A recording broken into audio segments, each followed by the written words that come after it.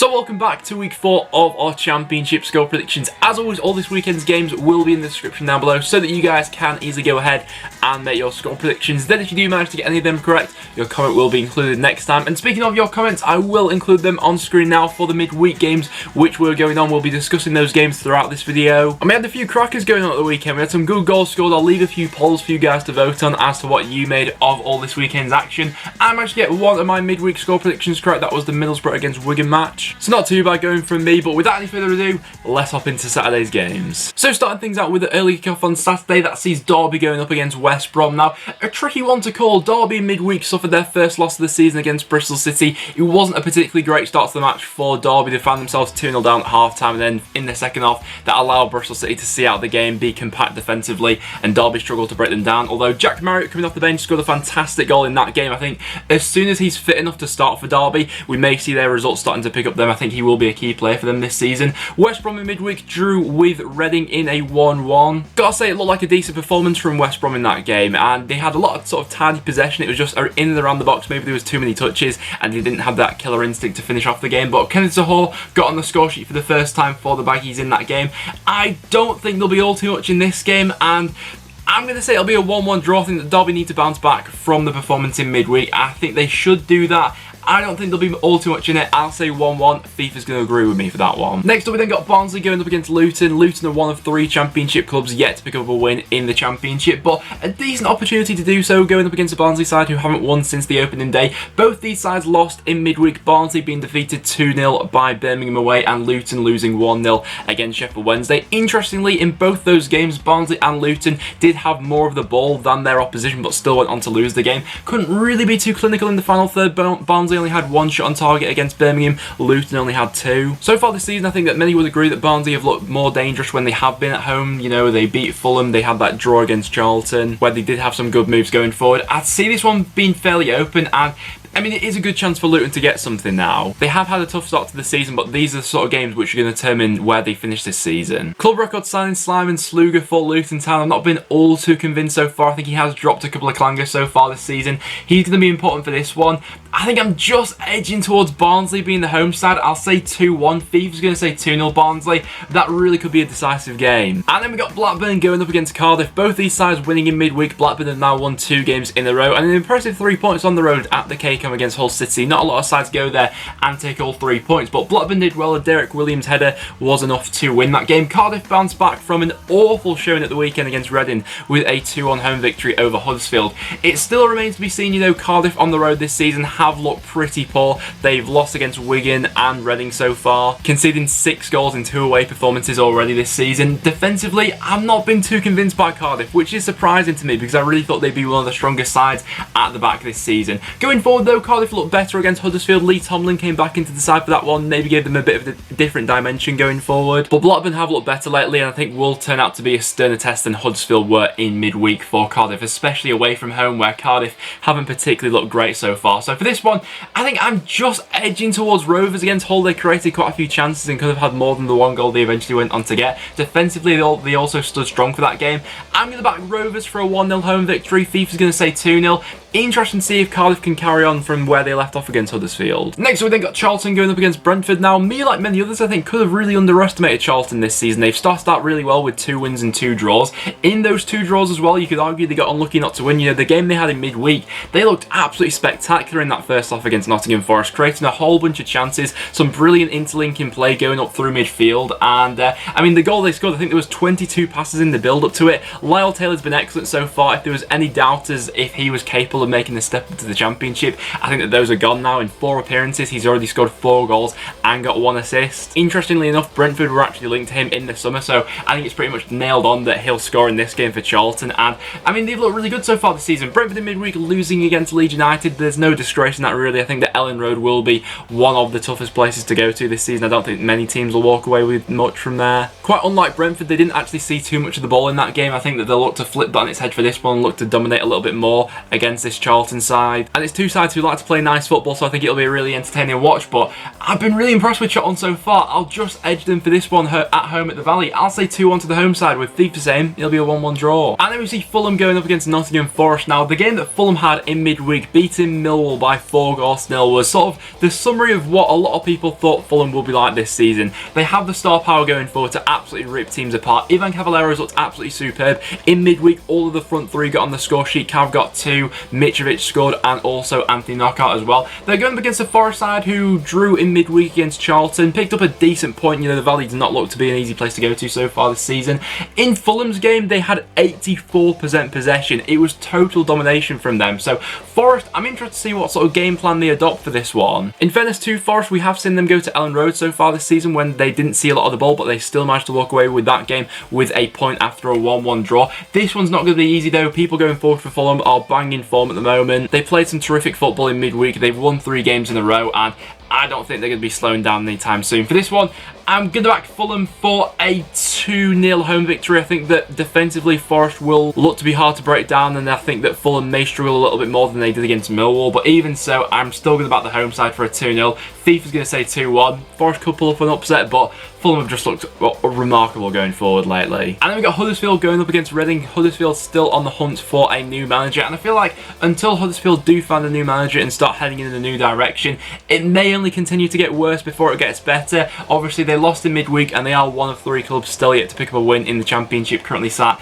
in the relegation zone. And they're going up against a Reading side who I've really liked the look of recently. You know, they drew in midweek against West Brom. It was a solid away performance. Ajaria getting on the score sheet for that one. Someone who's looked like a really lively player for them so far this season. At the weekend, they put in a superb performance and put 3 goals past Cardiff City. Huddersfield for this one. Obviously, Huddersfield lost against Cardiff in midweek. Defensively, I've not been convinced, and with creativity going forward, I think there is still quite a bit of work to be done with that Huddersfield squad. Reading, I think, are only going to continue to get better as the weeks go on, especially if they put in more performances like they were against Cardiff at the weekend. For this game, I think Reading have got the firepower to see off Huddersfield in this game. I'm going to back the away side for a 3-1 victory, with FIFA saying it'll be 2-0 Huddersfield. It will be massive if Huddersfield can get that first win of the season against Reading this weekend, but I'm not sure if I see that happening. And then we got Hull going up against Bristol City. In Hull's game in midweek, losing against Blackburn, Jared Bowen did miss a first half penalty. If that goal does go in, you know, it's a completely different game dynamic from there on in, but even so, it wasn't the best performance from Hull, who only had 1 shot on target in midweek. Going up against the Bristol City side, who picked up a really impressive win on the road against Derby County. Brilliant performance in the first half, with goals coming from Vyman and Josh Brownhill, and then that allowed them to sit back a little bit more for the second half and see out the game in a professional manner. Bristol City have looked good lately. You know, they've won back-to-back games now. I think their midfield's looking good. They're starting to score a few more goals as well, and they'll definitely cause Hull some problems in this one. Hull will be looking to bounce back, and with the options they have going forward, if players are on form for Hull, then they've got the quality in there to win any game, especially when they're at home. But I have liked the look of Bristol City lately. I think that win against Derby away from home really will be big for them. I think that momentum may carry into this game. I'm just going to back Bristol City for a 2-1 away victory, with FIFA saying it'll be 2-0 Bristol City. It'll be a close game. After that, we got Middlesbrough going up against Millwall. Middlesbrough picking up their first win of the season in midweek, beating Wigan by 1-0. I wouldn't say it was, you know, the best spectacle in the world. It probably wasn't their best performance of the season so far, but even so, getting up and running, Jonathan Woolgate's first win in management will be big for them for the rest of the season. Going up against Millwall side, who only had 16% possession against Fulham. In fairness to Millwall, it's not every week you're coming up against the likes of Mitrovic, Knockout, Cavallero, Tom Kenny in the Championship. And for this game, I think that Neil Harris is going to want a reaction from his players, and more than anything will want a solid defensive performance. And I think for that reason, Millwall will make themselves really tough to break down against Borough in this one. We've already seen Middlesbrough have a couple of performances throughout the season where they've created quite a few chances but haven't quite had that killing edge to see off a side. And I feel like this may be another one of those games where Middlesbrough are left frustrated at the end of it, where they play well for 90 minutes but can't quite get that goal from somewhere. I think it could be a good game for Middlesbrough to really implement their attacking philosophy, you know, going up against a side like Millwall, who, you know, probably won't be high on confidence after the game they had in midweek. But Millwall, I think, will be resilient in this one, and I'm actually going to say it'll end as a 0-0 draw, with FIFA saying it'll be 1-0 to Millwall. So an interesting game to watch out for. I don't think there'll be that much in it. Then we see Preston going up against Sheffield Wednesday. What a performance it was from North End in midweek, beating Stoke by 3-1. A really convincing home victory. So far this season, Preston have already scored 8 goals, so we're averaging 2 goals scored per game. We've scored 6 of those at Deepdale already, and no one has scored more goals than North End in the Championship this far into the season. So I'm feeling good going into this game. We look really good going forward. Even with, you know, injuries slowly starting to pile up this early on into the season, we have looked good. In midweek, we saw Alex Neil switch up the side a little bit. We put Tom Barcusen as the main man leading the line going forward, in the absence of Louis Malt and Shawnee Maguire, who hopefully will be back for this weekend. But Barcusen did really well, and then the three in behind. Daniel Johnson, where has his form come from? He's been absolutely superb so far. 2 goals, 2 assists. Billy Bowden out on the right-hand side has been absolutely excellent for us, and Josh Harrop actually came into the side in midweek and scored on his return to the first team. At Deepdale so far, Preston have put in 2 very good performances, scoring 6 goals against Wigan and Stoke City. Although going up against Sheffield Wednesday won't be easy, who have had a fairly good start to the season. Obviously, they won in midweek as well, beating Luton by 1-0. Wasn't their best performance of the season, but even so, picking up all 3 points. It's also worth remembering that Preston's record against Wednesday isn't the best. Preston have only won 2 of their last 11 meetings with Wednesday. The last game we had at Deepdale was an absolutely enthralling 3-3 draw, and there always seems to be some sort of drama in this fixture. Even though I'd love Preston to carry on this momentum, I think that Wednesday will be a much tougher test than Stoke were in midweek. So for this one, I'll go for a 2-2 draw, with FIFA saying it'll be 2-1 North End. And then we got QPR going up against Wigan at Loftus Road. Both these sides losing in midweek. QPR now losing 2 games in a row, but Wigan really do find themselves on a bad run at the moment. They're yet to score since the opening day of the season and have lost 3 games in a row now. After the season started out really promisingly, you know, they had a really positive transfer window, beat Cardiff on the opening day, putting 3 goals past them. Things have just been on a bit of a downward slant for Wigan lately, and you feel like if they don't pick up their form before the international break, it leaves them in a bit of an awkward position after that. Throughout the summer, these two were some of the clubs who had some of the biggest turnovers of players, though, both of them being very busy, so maybe there is an argument to be made for both sides that it may take a while for both of them to really get going for this season, to bed in all the new players that they're trying to. But even so, saying that, I think especially from Wigan's point of view, a few people were expecting a little bit more, and with QPR being at home in this one, they'll want to react from the game they had against Swansea midweek. I'm just going to fancy QPR for a 1-0 home victory, with FIFA saying it'll be 2-0 to Wigan. That's a big game for both sides. And then we see Stoke going up against Leeds. Now, it would be typical of the Championship if Stoke were to win this game. This game happened last season, and in very similar circumstances. Stoke weren't playing particularly well. Leeds were top of the Championship, and then Stoke walked away with a 2-1 home victory last season. So God knows what's going to happen in this game. But reading into their recent performances, Stoke were awful in midweek. They played right into Preston's hands. Defensively, they were all over the shop. Their midfield was so narrow. They caused Preston very little problems going forward, and if this game, you know, is to be played on paper, you'd think that Leeds will walk away with it. Jack Butland has just been dropping clanger after clanger after clanger, and, you know, Stoke fans, let me know down below, what's your opinion of Jack Butland at the moment? Should he be dropped, or do you think he'll eventually come good this season? Where's his whole mindset at the moment? Leeds did win in midweek, beating Brentford by 1-0. Eddie Nketiah coming off the bench and being the hero for them once again. If North End can put 3 goals past that Stoke squad, then